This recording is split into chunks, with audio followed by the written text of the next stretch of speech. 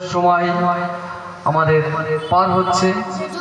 আমাদের মন চাইছিল যে আরও কথা হোক, সত্যি আমাদেরকে সচেতন করে গেল, আমাদের যেন চোখ খুলে যাচ্ছিল, মানুষ যেন হজরতের কথা শুনছিল না, শুধু গিলছিল। তো যাই হোক, আমাদের বাচ্চাদের প্রোগ্রাম এখনও বাকি আছে, তাই আমি সর্বপ্রথম এখন মঞ্চে আহ্বান জানাবো গজল পরিবেশনের জন্য। সোরাইয়াকে মঞ্চে আসবে এবং গজল পরিবেশন করে আমাদের এই প্রোগ্রামটাকে আবারও একটু চমকে দেবে। এবং তারপরে শামীম মল্লিক প্রস্তুত থাকবে খুদে বক্তা হিসাবে, মঞ্চে ডেকে নেবো তাকে, মঞ্চে আসবে এবং বক্তৃতা করবে এই গজলটার পর। এবং তারপরে ব্যাচ নম্বর 1-এর ব্যাচ প্রেজেন্টেশন হবে। আসসালামু আলাইকুম ওয়া রাহমাতুল্লাহি ওয়া বারাকাতুহু। তুমি আবার এসো একবার, ওগো দো জাহানের সরদার, জাহেলিয়াত এসেছে আবার দুনিয়ায় আধার চারিধার। তুমি আবার এসো একবার, ওগো দো জাহানের সরদার, জাহেলিয়াত এসেছে আবার দুনিয়ায় আধার চারিধার। শত কোটি মুসলিম আছে ঠিকই এই ধরাতে, কৃতদোষ হয়ে গেছে তারাও কাফেরের হাতে।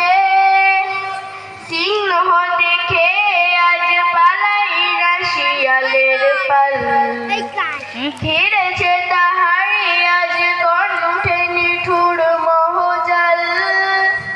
কেন আজ শুনি হায় জয়ধ্বনি দুনিয়ায় আবু জেহেল উতবা।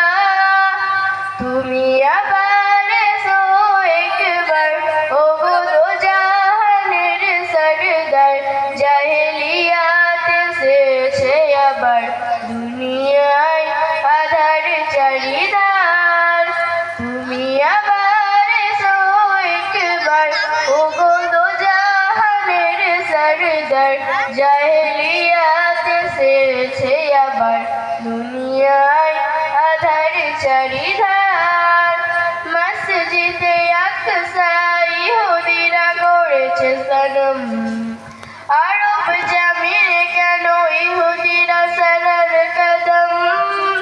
দাজলা ফুরাত আর কারবালা গড়ে হাহাকার, নিরাপদ নয় আজ কাবা ও কসম খুদা। এসো হে মহান বীর, শোনো কান্না জাতির, করো জয়ী ধরাটা আবার। তুমি আবার এসো একবার, ওগো দো জাহানের সরদার, জাহেলিয়াত এসেছে আবার দুনিয়ায় আধার চারিধার। তুমি আবার এসো একবার, ওগো দো জাহানের সরদার, জাহেলিয়াত এসেছে আবার দুনিয়ায় আধার চারিধার। আসসালামু আলাইকুম ওয়া রাহমাতুল্লাহি ওয়া বারাকাতুহু। ওয়ালাইকুম আসসালাম রহমতুল্লাহি ওয়া বারাকাতুহু। মাশাআল্লাহ, যে বাণী আমাদেরকে শুনিয়ে গেল, সত্যি এ যেন আইয়ামে জাহিলিয়াত। এবং মুফতি সাহেব যেভাবে হযরত কথা বললেন আমাদের সম্মুখে, সত্যি আমাদের কিছুক্ষণের জন্য মনে হচ্ছিল সে রাসূল পাক সাল্লাল্লাহু আলাইহি সাল্লামের আবির্ভাবের পূর্বের যুগে আমরা বাস করছি, যে যুগে চুরি ডাকাতি লজ্জাহীনতা মারামারি কাটাকাটি হিংসা বিদ্বেষ সব কিছুই আছে।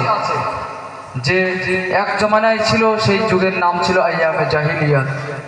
তো সেই যেন জাহিলিয়াত আবার ফিরে এসছে, আবারও যেন আলোড়ন সৃষ্টি করার জন্য, এই যুগকে পরিবর্তন করার জন্য সত্যি আবারও সে মহামানবদের প্রয়োজন। যাই হোক, এই মুনাজ্জাম মক্তবের মাধ্যমে আমাদের ছোট্ট ছোট্ট বাচ্চারা তৈরি হচ্ছে, এতে ইনশাল্লাহ প্রতিটা বাড়ি তৈরি হবে, ব্যক্তি তৈরি হবে, সমাজ তৈরি হবে, আস্তে আস্তে পুরো সমাজ পরিবর্তন হবে ইনশাআল্লাহ। তো এখন আমি